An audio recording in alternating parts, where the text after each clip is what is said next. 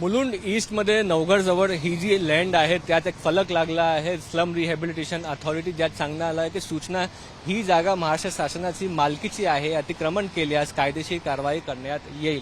आता विषय असा आहे की इकडचे राहणारे जे रहिवासी आहेत त्यांचा असा आरोप आहे की धारावीचे जे रिडेव्हलपमेंट होत आहेत त्याचे जे लोक आहेत ते ह्या जागी राहायला येणार आहेत. आणि तुम्ही लोकेशन बघू शकतात हा लँडची, एकदम ईस्टर्न एक्सप्रेस हायवे तुम्ही बघू शकतात. ईस्टर्न एक्सप्रेस हायवेला लागून हा पूर्ण एक जागा आहे. तकरीबन एक 60 एकर हा जागा आहे, ज्याची पेमेंट ही DRPPLनी केलेली आहे. ॲडव्होकेट सागर देवरे आपल्यासोबत आहे. 2024 पासून हा पूर्ण विषय सुरू आहे.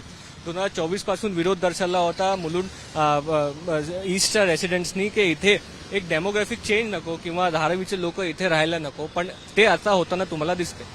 पहिली गोष्ट तर मी स्पष्ट करू इच्छितो की आरोप नाहीये, हे फॅक्ट्स आहेत की इकडे धारावीचं पुनर्वसन केलं जाणार आहे. त्याचं कारण असं की ऑक्टोबर 2024ला DRPPL Dharavi redevelopment project private limited, ज्याच्यामध्ये 80% स्टेक्स हे अदानींचे आहेत, त्यांनी 319 करोड रुपये सेंट्रल गव्हर्नमेंटला भरलेले आहेत या लँडच्या 58.5 एकरच्या लँडसाठी, जी सॉल्ट पॅन्स आहे. आणि ह्याच्या संदर्भात काल बोर्ड सुद्धा लागलेले आहे की ही जागा आता केंद्र सरकारकडनं राज्य सरकारला आलेली आहे, म्हणजेच SRAला आलेली आहे आणि ती आता SRA ती धारावी प्रकल्पासाठी वापरणार आहे. बेसिकली तुम्ही जर आता सुद्धा बघाल तर इकडे तुम्हाला वॉटर बॉडीज दिसतील, इकडे तुम्हाला बर्ड्स दिसतील.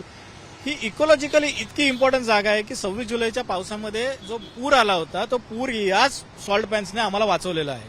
आणि आज याच जागांवरती आता भरणी करून बांधकाम केलं जाणार आहे. माननीय सर्वोच्च न्यायालयाचे याच्या संदर्भात निर्देश आहेत की या ज्या सॉल्ट पॅन्स आहेत, मिठागरं, यांचं रक्षण करायचं आहे आणि त्याच्या विरोधात जाऊन हे जागा धारावीला दिलेल्या आहेत. त्या संदर्भात मी जनहित याचिका सुद्धा दाखल केलेली आहे आणि त्याच्यावरती 4 आठवड्यात उत्तर देण्यासाठी 4 एप्रिलला हिअरिंग झालेली आहे. आता पुढच्या महिन्यात त्याची हिअरिंग आहे. केंद्राला आणि राज्याला सांगितलेलं आहे. आणि असं असताना सुद्धा हे बोर्ड लावून मुलुंडकरांच्या जखमांवरती मीठ चोळायचं काम या सरकारने केलेलं आहे.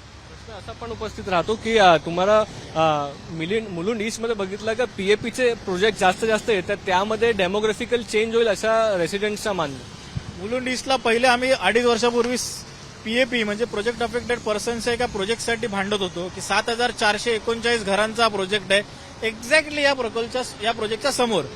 तिकडे 40 ते 50 हजार लोकांचं आता अतिक्रमण होणार आहे. तो प्रोजेक्ट पूर्णत्वास आलेला आहे आणि असं असताना त्या प्रोजेक्टच्या वरती कारवाई करायच्या ऐवजी अजून एक धारावीचा प्रकल्प आमच्या माथी मारत आहात. सॉल्ट पॅन तर दिलेली आहेत, इकडनं 500 मीटरवरती एक जे ऑक्ट्रा नाका डम्पिंग आहे ते सुद्धा दिलं जात आहे.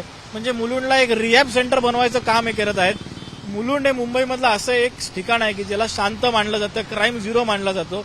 परंतु आता या सगळ्या प्रकरणामुळे इथे इन्फ्रास्ट्रक्चरची तर वाट लागेलच, परंतु क्राईम रेट जो वाढणार आहे त्याच्याबरोबर इथलं पर्यावरणाचं जे नुकसान होणार आहे त्याचा विचार या सरकारने केलेला नाहीये.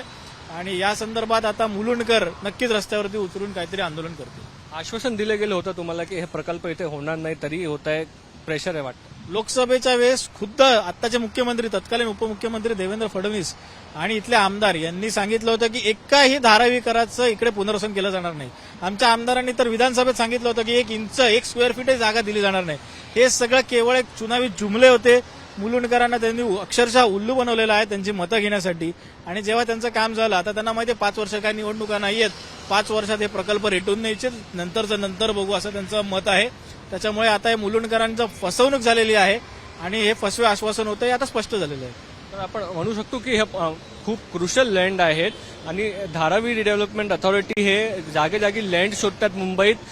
काही इनएलिजिबल जे रेसिडेंट्स आहेत धारावीचे त्यांनाही कुठे ना कुठे 12 वर्षासाठी जागा द्यायचा रेंटल बेसिसवर, याची ही प्रक्रिया सुरू आहे. तर त्यामध्ये मुलुंड ईस्टही हा लँड असू शकतो का, अशा एक आपण म्हणू शकतो की आरोप आहे मुलुंड ईस्टच्या रेसिडेंट्सची की इथे जे काही प्रकल्प आहेत धारावीशी रिलेटेड ते होऊ नये. कॅमेरा पर्सन साई प्रसाद पाटील सोबत मुस्तफा शेख, मुंबई तक.